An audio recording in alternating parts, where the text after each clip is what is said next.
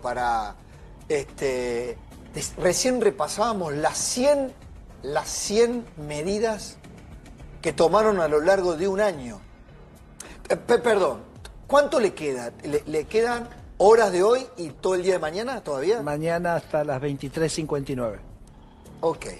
Faltan un par de cositas, faltan.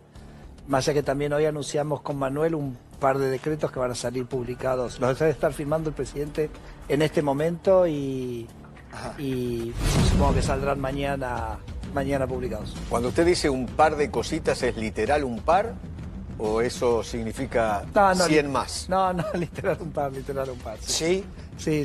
Ya prácticamente está todo lo que tenés en la lista, que creo que eran 101 modificaciones que hemos hecho, que es un recorrido increíble porque empieza con el INADI. La disolución del INADI fue el primer decreto delegado, que para nosotros es el símbolo del uso político del Estado, de los aguantaderos de la militancia, del uso del Estado para fines políticos. El INADI creo que representa todo eso. Y el último es la disolución de Vialidad Nacional, que seguro ahora voy a hablar con Pablo sobre ese tema, pero que es el símbolo de la corrupción kirchnerista. Recién lo estábamos charlando con Eduardo, pero es un lindo recorrido con 101 postas en el medio, pero muy contentos de este trabajo en equipo extraordinario que ha hecho todo el gabinete de Javier Milei. ¿Cuántos aguantaderos kirchneristas encontraron? Mira, ahí tenés la lista. Mira, hay algunas cosas como que son desopilantes, porque el kirchnerismo funcionaba de la siguiente manera. El kirchnerismo, toda la lógica del kirchnerismo es la caja. Claro. O sea, armarte algo de lo cual vos podés manotear guita. Esa es la estructura de funcionamiento. Por ejemplo, un grupo grande de eso es lo que se llaman los fondos fiduciarios. Claro. O sea, el fondo fiduciario es un lugar que fíjate que el engaño, ¿no? Porque te dicen, el fondo fiduciario es una manera de poner plata porque vos por ahí necesitas cierta agilidad en el gasto. Sí. El ejemplo mejor para mí de eso es el fondo del fuego. Porque claro, el día que vos tenés Federico, era para esquivar toda la línea todo el circuito administrativo lógico de la administración pública. Exacto. Entonces, por eso te lo voy a dar con este ejemplo que no me vas a creer lo que te voy a contar. Entonces, el fuego, te lo doy porque es el más obvio. ¿El manejo del fuego? Claro, porque si vos un día tenés un fuego, se te quema el Nahuel Huapi, vos tenés que mandar los aviones hidrantes inmediatamente, tenés que contratar, o sea, nada, y ahí no hay tiempo para perder, ¿correcto? No puedes hacer una licitación. Entonces, lo que se hace es el fondo fiduciario del fuego, como para tener esa agilidad. Bueno, nosotros cuando llegamos al gobierno el 10 de diciembre del 2023, no sé si ustedes se acuerdan, pero tuvimos unos fuegos bastante importantes en Chubut. Neuquén, Chubut. Exacto. Fueron y entonces dijimos, listo, agarren la plata del fondo del fuego para poder contratar. No había un mango. ¿Sabés a dónde se había ido la plata del fondo del fuego? A sueldos de Telam. A la miércoles. Entonces, es como decís vos, Pablo, o sea, son mecanismos que están montados para ser flexibles, pero que en realidad esa flexibilidad te viene con menores controles y se fumaron toda la guita. Entonces, para tener, como el dinero es fungible, para hacer un festival de gasto, entonces lo saco de acá, sacalo de allá, ponelo de allá. No hay un fondo fiduciario donde nosotros no encontramos una irregularidad en el gasto, o había otro fondo fiduciario para el Fondo de Desarrollo Provincial que se había esfumado en el plan Platita de Massa. Entonces, ¿entendés? Un fondo que tenía que ser para infraestructura, lo usaron para el Platita. Entonces, cuando tuvimos el problema de los fuegos, lo resolvimos a través de los canales de la administración pública, lo tuvimos que atender ese problema. Entonces, vos me preguntabas, Eduardo, cajas de curro, bueno, fondos fiduciarios es uno, se cerraron prácticamente todos, un trabajo absolutamente superlativo acá, de Carlos Huberman, que yo siempre digo que es del mejor funcionario del gobierno, y José García Hamilton, que es el secretario legal y técnico del Ministerio de Economía, ambos que trabajan con Luis Caputo, así extraordinario lo que han hecho. Y después lo otro que tenías, el otro mecanismo que tenía el kirchnerismo para armar la caja, era lo que se llama los organismos descentralizados. Entonces el organismo descentralizado, ahora te voy a dar un ejemplo de uno que no lo vas a poder creer, tampoco. Ni la gente lo va a poder creer, porque además estas cosas pasan sin que nadie se entere y sepa. Entonces, ¿qué es el organismo descentralizado? Es como que vos escindís una parte del gobierno a una entidad independiente. Y acá también hay un argumento, que es decir, yo quiero que sea independiente, etcétera, ¿ok? ¿Qué pasa? Cuando vos haces un organismo descentralizado, primero le tenés que armar toda su estructura administrativa. Claro. Es la misma estructura administrativa que un ministerio. Una bolsa de trabajo. Es la misma estructura de un ministerio. Entonces, si vos tenés 100 organismos descentralizados, es como que tenés 100 ministerios, ¿entiendes? Entonces, eso por un lado. Y segundo, ese organismo descentralizado, con esa autonomía, que hace lo que quiere con su dinero, también muchas veces tiene la capacidad de cobrar. Te cobro un trámite, entonces tenés un incentivo gigantesco que te creen trámites con fines recaudatorios para sí mismo y no tenés control del dinero. Entonces, un ejemplo increíble. Aricame. No saben lo que es, ¿eso sí? No. Aricame es una ley que hizo el kirchnerismo de una entidad autónoma que iba a controlar el ciclo productivo del cáñamo, que del cáñamo es la planta de la cual después tenés la flor del cannabis, etcétera, ¿ok? Entonces, en realidad las competencias para ese producto tenés para la parte del cáñamo, que es el tallo, que es una fibra que se usa industrial, es la Secretaría de Comercio, y para la flor cannabis, que tiene usos medicinales, es el ANMAT, que es el órgano que verifica, digamos, todo lo que son los medicamentos en Argentina. No, ellos crearon otro. Vos sabés que ese otro organismo que crearon tenía más secretarios de Estado, o sea, gente con el rango de secretario de Estado, que el Ministerio de Salud. No. Entonces, bueno, era todo es como una cosa que es era todo un chiste. ¿Y qué pasa con la gente? Porque una de las cosas que nos preguntábamos, hay estabilidad en el empleo público. ¿Qué pasó con toda esa gente a lo largo de un año y estas decisiones? A ver, nosotros esto lo hemos dicho muchas veces, el gobierno de Javier Milei ha generado una reducción en la planta del Estado de 50.000 personas, por suerte en un contexto de fuerte crecimiento económico, de recuperación económica, ¿no? Sabemos que la economía está creciendo a tasas cercanas al 8%, por eso los números de empleo son como muy estables. Argentina tiene el mayor número de empleados de su historia en el último registro, pero lo importante es que esa reducción de 50.000 agentes nos ha permitido bajar el gasto público en 2.000 millones de dólares. Entonces, ¿qué es? 2.000 millones de dólares son 2.000 millones de dólares menos de impuestos que yo le cobro a la gente, que es equivalente a decir son 2.000 millones de dólares que le ponemos en el bolsillo a la gente. No que le ponemos, que le devolvemos. Claro. Porque ese dinero es de ellos, no es del Estado. Federico, todavía... Pero espera, déjame terminar esto porque es importante el concepto, porque muchas veces me preguntás por los 50.000 y por los puestos de trabajo que representan los 50.000, pero nunca me preguntás, digo, en general no se pregunta... No se pregunta por los puestos de trabajo que crearon esos 2.000 millones de pesos, 2.000 millones de dólares puestos en el bolsillo de la gente, que la gente sale a gastar, que va al restaurante, se va de vacaciones, se compra una pilcha o lo que fuera. Entonces, yo diría, es un gran programa, si querés, de expansión económica, porque le estás poniendo 2.000 millones de dólares. Pero ¿cómo le pones la plata en el bolsillo a la gente? Porque antes, le tenés que bajar los impuestos para que paguen los impuestos. Claro, porque antes, Eduardo, todo lo que el gobierno antes gastaba no sale del aire. No, claro, obviamente. Entonces, o salía de un impuesto o salía de la emisión monetaria. Entonces, cuando vos bajás y la gente lo pagaba a través de la emisión monetaria... El peor impuesto, la inflación. Claro, por eso, todavía hay una agenda de baja de impuestos que el ciudadano tiene que ver. Yo entiendo la lógica. Si hay menos gasto público, es evidente que ese dinero vuelve al sector privado. Exacto. Pero la materialización de la baja de impuestos, ¿se baja el impuesto inflacionario? Sí, se baja el impuesto inflacionario. El resto de los impuestos. Nos preguntábamos recién... Pablo, para. IVA, ganancias, impuesto al cheque, ¿cuándo va a dar la ingresos vuelta brutos? Pablo, Pablo y Eduardo, o sea, repito, ustedes quieren ver cuánto se cobra de impuestos, vean cuánto es el gasto. Claro. Javier Milei, porque es 1 a 1. Javier bajó el gasto público 30% el año pasado. Esa es la baja que tuvo de impuestos, 5 puntos del PBI. De esos 5 puntos del PBI, por supuesto, el impuesto más importante que se bajó fue el impuesto inflacionario. Claro. Que básicamente es el impuesto de los pobres. Por eso Javier saca más de 10 millones de personas de la pobreza. Entonces digamos, te rechazo de plano que me digas cuándo se cierra el círculo, porque el círculo, esa baja de impuestos ya bajó 10 personas. Otro impuesto que se bajó, que recaudaba muchísimo, es el impuesto país.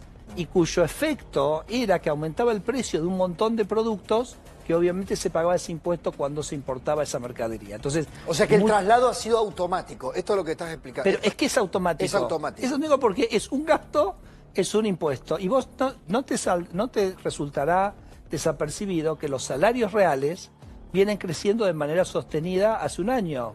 Entonces, ¿eso por qué se produce? En parte porque el impuesto país baja, el precio de los productos baja, y entonces el poder adquisitivo de los salarios sube. Entonces digo, o sea, no hay, digamos, ahora, lo que es importante es que Javier siga bajando el gasto, que es lo que estamos haciendo con todas estas medidas, porque en la medida que Javier siga bajando el gasto, va a tener la posibilidad de seguir bajando impuestos y bajarlos de una manera sustentable.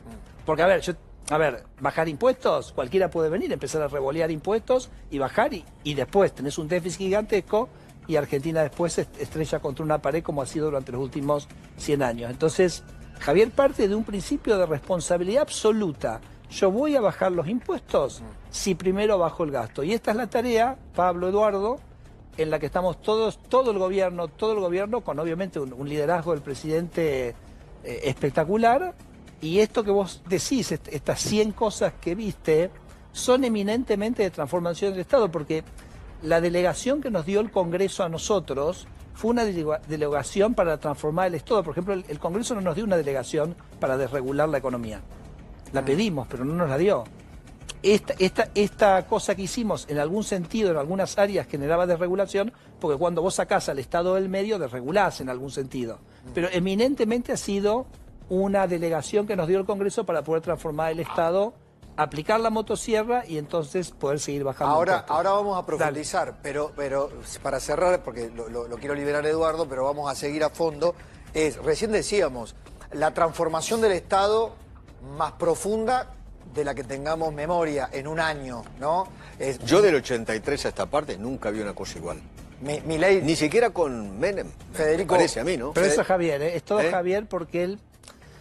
Está bien, pero la comparábamos con los 90. Adolfo Sturzenegger participó de aquel gobierno de Carlos Menem en los 90 y Milei siempre habla, dice, fue 8 veces, estamos llevando adelante 8 veces lo que fue aquella reforma. Yo tengo la teoría de la ciruela. ¿Cuál sería? De la piel de la ciruela. ¿Cómo es la piel de la ciruela? Dura. No, dura no. No, la de sandía es dura, pero la ciruela no. A ver. No, ¿por qué? Sin pelo, qué sé yo. Sin pelo, perfecto. Sí. ¿Qué otra característica tiene la piel de la ciruela? Es más dulce que el corazón de la ciruela, que es más ácido, suele ser. A ver, ¿qué más? Alguien hoy me decía es peluda. Colorada. No, le digo, peluda no es. No, peluda no es. Bueno, Ese es el Durano, escucha, que te tiene lo la digo, pelusa. te digo, voy al fin. Es finita. Sí, claro. Es finita. Claro. Entonces, cuando vos pensás el Estado en Argentina, las competencias del Estado en nuestro sistema institucional están en las provincias. La provincia es la que provee educación, provee salud, provee justicia y provee seguridad. Las funciones del Estado, bueno, excepto la provincia de Buenos Aires, que no provee ninguna de esas 4 cosas, pero en el resto de las provincias lo que haces es proveer esas cosas. Entonces, el rol del Estado Nacional es como la capa finita de la ciruela de un corazón que es donde verdaderamente están las funciones esenciales del Estado que están en las provincias. Entonces, el Estado tiene que hacer la defensa nacional, tiene que hacer las relaciones exteriores, tiene que tener un presupuesto ordenado para tener una macro y generar una macro ordenada, es la parte normativa y regulatoria del país en su conjunto, pero eso es un Estado muy chiquito, ¿se entiende? Entonces, nuestro objetivo es que vos mirás en cualquier lugar del sector público y te das cuenta que el sector replica competencias.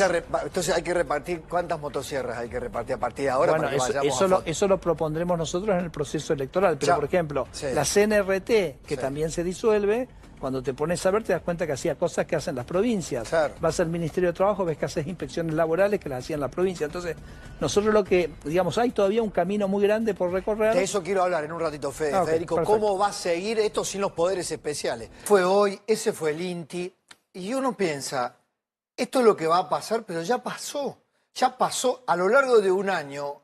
Poneme el escroleo rápido así, porque nos llevaría todo el programa a leer las 100 medidas, ¿no? Son 100 medidas que fueron tomando. Cuando puedas, Gonza, o 101, ponémelo allí. 101. 101 medidas.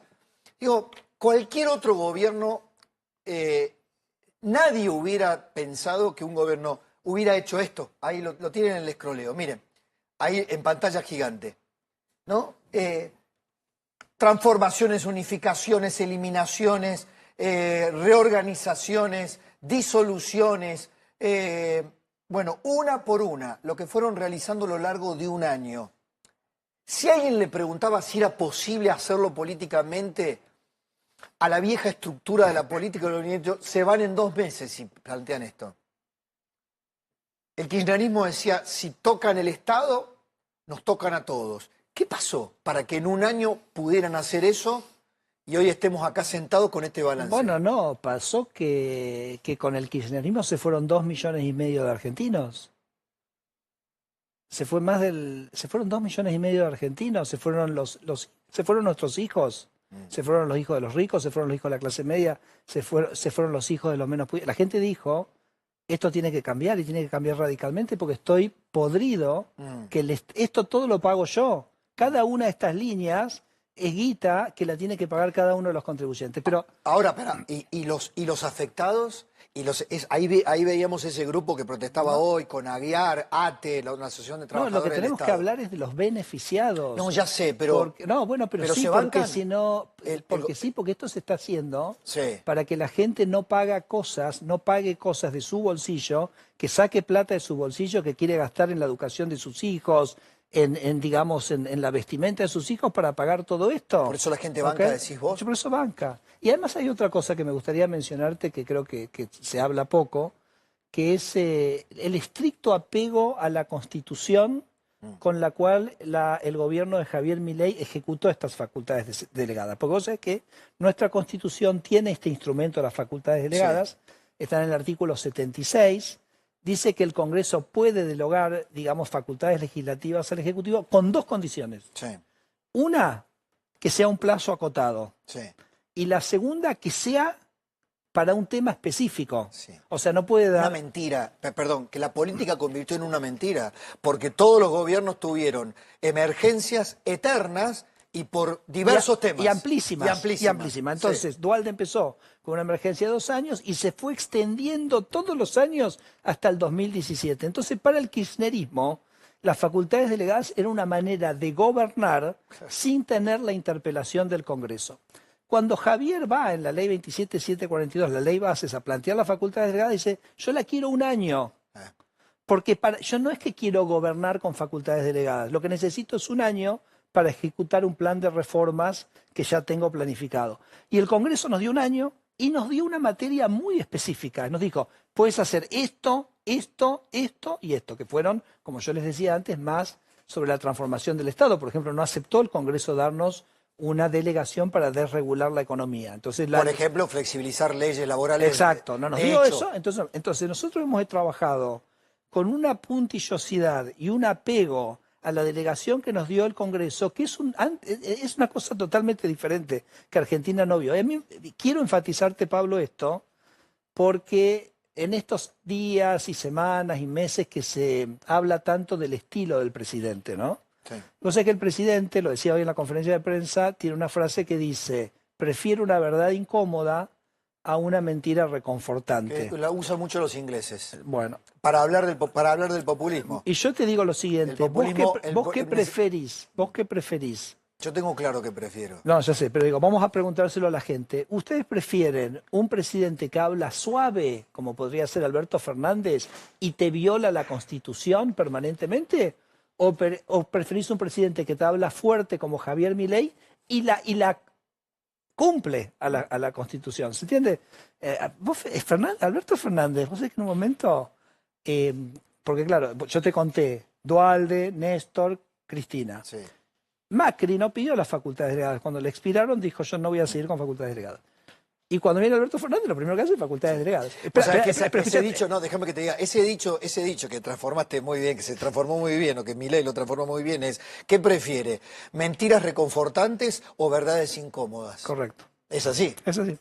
verdades que duelen o mentiras que encubren bueno, es la diferencia entre el populismo y no. Pero te iba a decir lo siguiente, Alberto Fernández en un momento se le vencían las facultades delegadas, escucha esto, las extendió por DNU.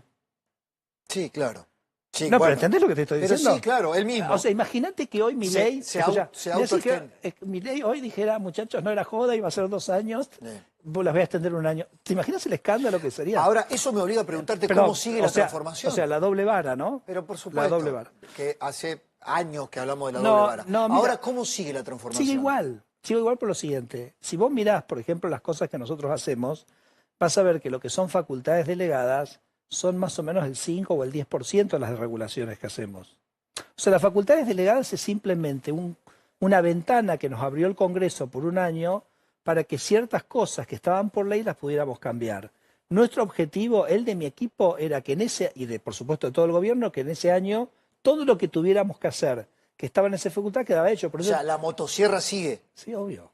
O sea, creo que se lo preguntaron ¿No te acordás que yo puse un reloj en mi oficina? Sí. Bueno, ese reloj era para que mi equipo internamente supiera cuántos días faltaban donde teníamos que hacer esta tarea puntualmente. Ahora, esos son la posibilidad que nos dio el Congreso de cambiar algunas leyes. Ahora, todo lo que son decretos del Ejecutivo, todo lo que son resoluciones. A ver, las leyes que nosotros estábamos trabajando en un universo de 2.000 leyes, los decretos son 700.000, Pablo.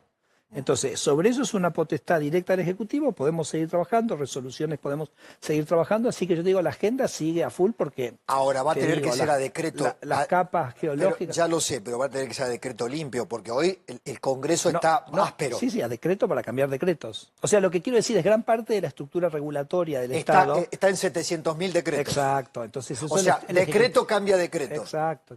Bueno... Pero capítulo que hoy pasó así como nada, ¿no? A ver. Se disuelve, se elimina Vialidad, se disuelve ese foco de corrupción emblemático del kirchnerismo y se llama a licitación por 9.210 kilómetros de rutas. Sí. Y eso, que se cambie el sistema, nos preguntábamos con los chicos. Vamos por parte. Primero déjame mensurarte esto. El gobierno nacional tiene una red de 40.000 kilómetros de rutas. Rutas nacionales. Rutas nacionales. Específicamente. Provinciales, sí. 200.000. Ok. De vuelta. Municipales. Provinciales. Municipales, sí. 600.000 kilómetros. Porque son los famosos caminos rurales. Claro. Bueno, entonces, dentro de los 40.000 que tiene el gobierno nacional, 10.000 son lo que llaman las rutas troncales nacionales, que son las que tienen un flujo interesante, se pueden sostener perfectamente con un sistema de peajes. Esa es la que vos me decís. La 9, la 7, se la 8. van a concesionar para que los maneje un privado. Después te quedan 30.000, que era, digamos, el foco primario de Vialidad, eran esas 30.000. Vialidad, bueno, está claro, tenemos una persona, una expresidenta presa en una causa que se llama causa Vialidad, con una estructura absolutamente sobredimensionada, porque es una estructura que viene de los años 60.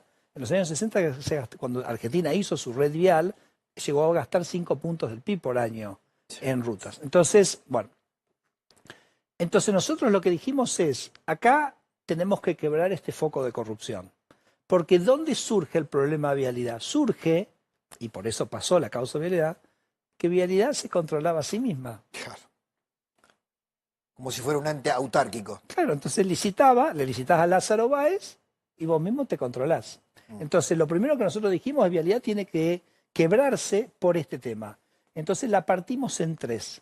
Vas a tener un área que va a ser de planificación de las obras y que le hace los pliegos de estas concesiones, etcétera. Eso va a estar en la Secretaría de Transporte. Irán allí, la gente que hoy en Vialidad trabaja en esto, todos o parte, se verá, digamos, eso lo tiene que ver el equipo de Economía.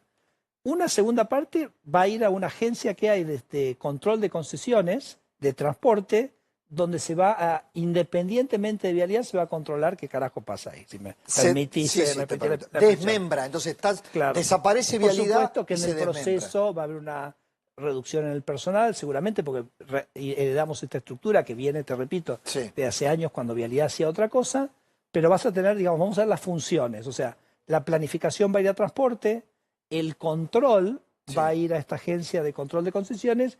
Y después, más o menos, te diría, más de la mitad del personal de Vialidad están lo que llaman los campamentos, que hace el mantenimiento. Entonces ahí la idea es que vamos a crear una unidad que inicialmente va a gestionar esos campamentos con el ánimo... Las rutas hay rutas destrozadas por eso, en el país. Bueno, o sea, algo no está funcionando, ¿correcto? Claro. Entonces lo que va a hacer ese área de mantenimiento va en el tiempo a migrar el mantenimiento al sector privado. Okay. Porque escucha, hoy un tercio de las rutas que mantiene Vialidad ya las tiene tercerizadas en el sector privado y los costos son un tercio.